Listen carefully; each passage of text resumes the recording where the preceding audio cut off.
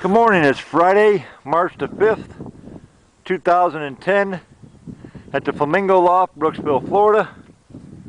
We're going to take a tour of inside the loft. The loft has been freshly pressure washed and painted. The loft is a total of 100 foot long by 12 foot wide. It has all wire floors, and it has, in the first section of the loft is 55 foot, and it's got 7 sections. The first section's here.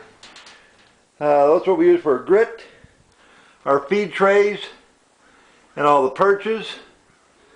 We have the wire floors, as I said. This year we're trying something different. We painted all the feed trays pink in order to familiarize the birds with the color, as outside the loft is painted pink on the roof, and the only time the birds get to see that is when we let them out to settle. So this way they'll be familiar with the color. Now, to let the birds out in the screen, we use these little sections here. We open them up, open and close them. The birds have to bob out, and they have to bob in down below where the antennas are at. So it teaches them where to bob in at, so they know all about the bobs before we even start letting them out to fly. The loft has 4 antennas, and the landing board is approximately 40 feet long on the outside, so there's plenty of room for the bird to land. This is the 6th section. After the 6th section, we have a little hallway with a door, and the bottom of the door opens up for basketing of the pigeons for training.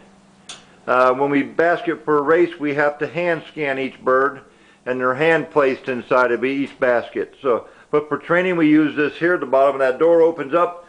We run them out into the crates. There is a video already on YouTube showing that.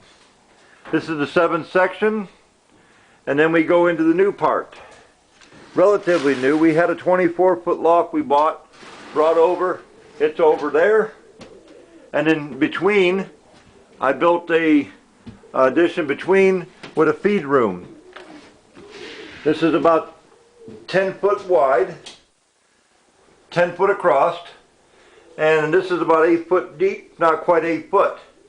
We have air conditioning, shelf with all the waters, a refrigerator, feed, more cleaning supplies, more accessories, more supplements for the feed.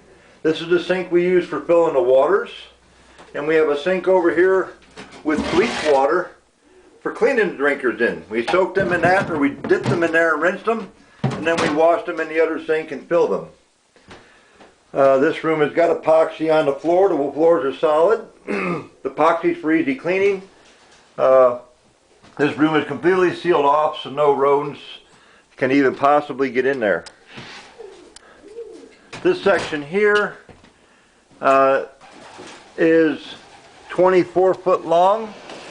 Right now we have the birds we just took out of the quarantine coop are in here, and they're fixing to go down into the first section of the race loft. I just was waiting for the paint to cure. We're going to put them down there, and they're going to start going out in the screen. We've been letting them bob out here. Same setup. They can bob out and bob in, but we've had some extremely windy days here lately, so we kind of locked them in so there was no accidents, no screens falling. We didn't want the birds accidentally getting out, so we locked them in. But that's it. That's the tour of inside the race loft, and that's a look down the hallway to the door going out. Everything's nice and white, nice and clean, sanitized, nice pink trays, and that's it. Thank you. Flamingo Loft, Brooksville, Florida.